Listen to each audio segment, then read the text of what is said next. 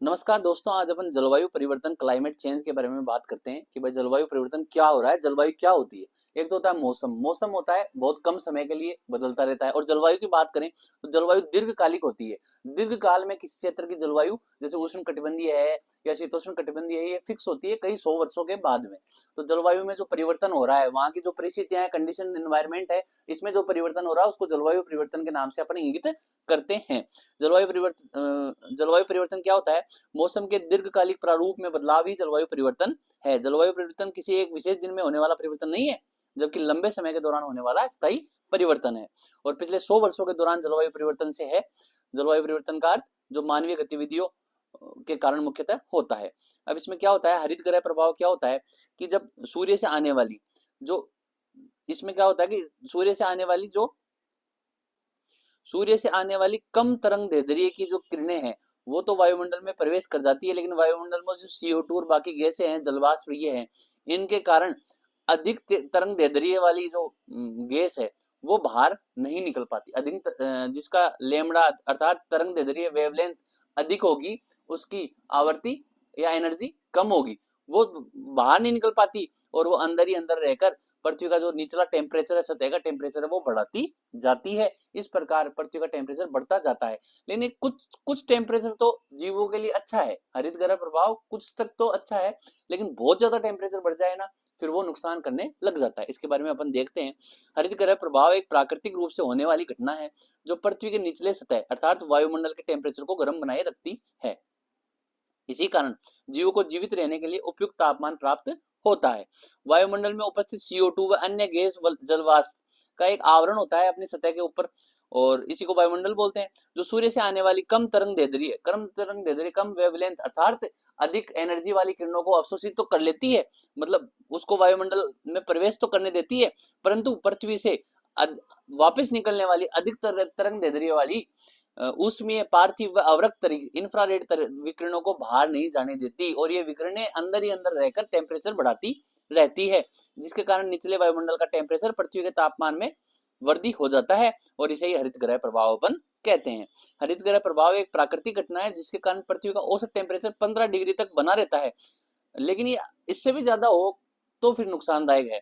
और ये यदि हरित गृह का प्रभाव नहीं होता तो पृथ्वी का टेम्परेचर 15 डिग्री सेंटीग्रेड होता। 15 डिग्री सेंटीग्रेड न होकर माइनस में टेम्परेचर होता, अर्थात पृथ्वी जमी हुई रहती। इसलिए हरित गृह प्रभाव का होना कुछ हद तक सही भी है। अतः प्राकृतिक हरित गृह प्रभाव को पृथ्वी हेतु है, परंतु वर्तमान में CO2 व अन्य गैसों की मात्रा बढ़ रही है, जिसके कारण पृथ्वी के टेम्परेचर में बढ़ोतरी हो रही है। अब अपन देखें शुक्र ग्रह की बात करें, वीनस की बात करें, उसमें CO2 की सांद्रता 90% है, और वहां पे जो टेम्परेचर है वो 447 डिग्री सेंटीग्रेड है। इसलिए CO2 की मात्रा कम होगी तो वो अपने लिए अच्छा रहेगा।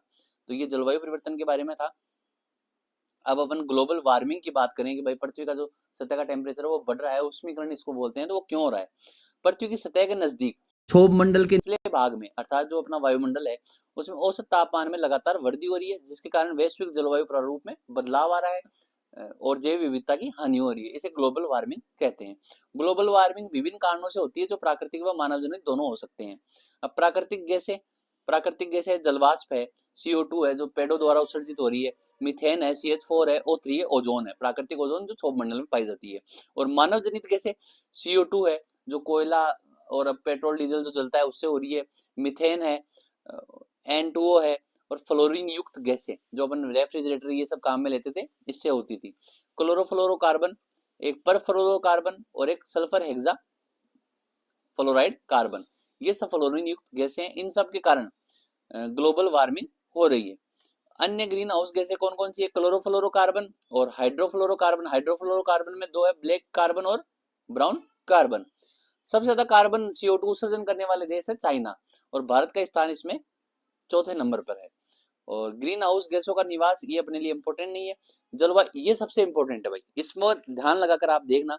जलवायु परिवर्तन से संबंधित महत्वपूर्ण वैश्विक सम्मेलन, सबसे बड़ा सम्मेलन आज तक का माना जाता है वो स्टॉकहोम का 1972 का सम्मेलन माना जाता है। इस सम्मेलन की एक खास बात यह है कि स्टॉकहोम में हुआ था, 5 जून को हुआ था, इसलिए 5 जून को विश्व पर्यावरण दिवस मनाया जाता है। अब स्टॉकहोम सम्मेलन के बारे में अपन देखते हैं। पहली बात तो इसका जो आधिकारिक नाम था वो UNCHE अर्थात ह्यूमन एंड इन्वायरमेंट, मानव और पर्यावरण सम्मेलन, संयुक्त राष्ट्र का मानव और पर्यावरण सम्मेलन इसका नाम था।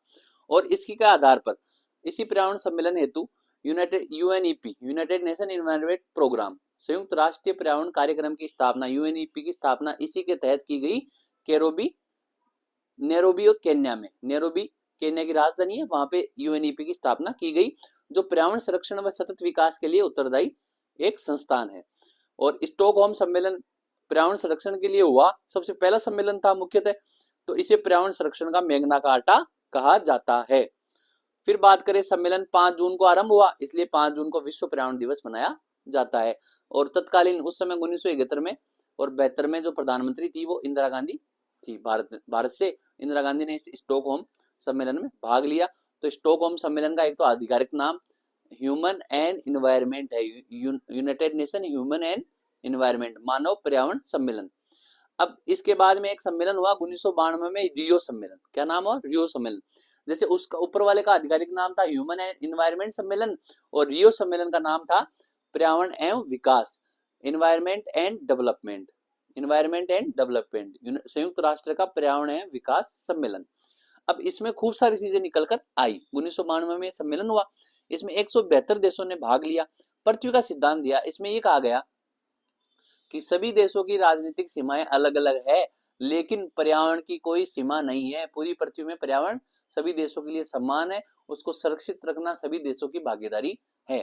तो इसमें ये पृथ्वी सिद्धांत दिया गया। इसमें कुछ महत्वपूर्ण 3 दस्तावेज जारी किए गए। उसमें एक है पर्यावरण एवं विकास, इन्वायरमेंट एंड डेवलपमेंट पर रियो घोषणा पत्र। दूसरा एजेंडा 21वीं शताब्दी के लिए सतत विकास, सस्टेनेबल डेवलपमेंट का एजेंडा था इसमें। और वन सिद्धांत, ये 3 सिद्धांत इसमें दिए गए। और इसमें 3 संस्थाएं बनाई गई। और जो ये सम्मेलन था, इसमें जो 3 सिद्धांत, 3 दस्तावेज दिए गए, ये सभी देशों के लिए कानूनी बाध्यकारी थे। और 3 जो संस्थाएं बनी वो थे जैव विविधता अभिसमय, बायोडायवर्सिटी कन्वेंशन, मतलब जैव विविधता अभिसमय। और दूसरी थी यूएनएफसीसी अर्थात संयुक्त राष्ट्र जलवायु परिवर्तन फ्रेमवर्क अभिसमय convention, United Nation framework on climate change convention. और तीसरी थी मरुस्थलीकरण को रोकने के लिए संयुक्त राष्ट्र मरुस्थलीकरण रोकथाम अभिसमय, यूएनसीसीडी। तो ये 3 इसमें रियो 1992 में निकले 3 ये अभिसमय। अब इनमें देखते हैं, फिर आगे चला रियो +20, ये 2012 में हुआ। रियो के 20 साल बाद में, अर्थात रियो 1992 में हुआ, तो +20 अर्थात 2012 में ये हुआ, ये भी रियो में हुआ। फिर इसका आधिकारिक नाम था सस्टेनेबल विकास, सस्टेनेबल डेवलपमेंट।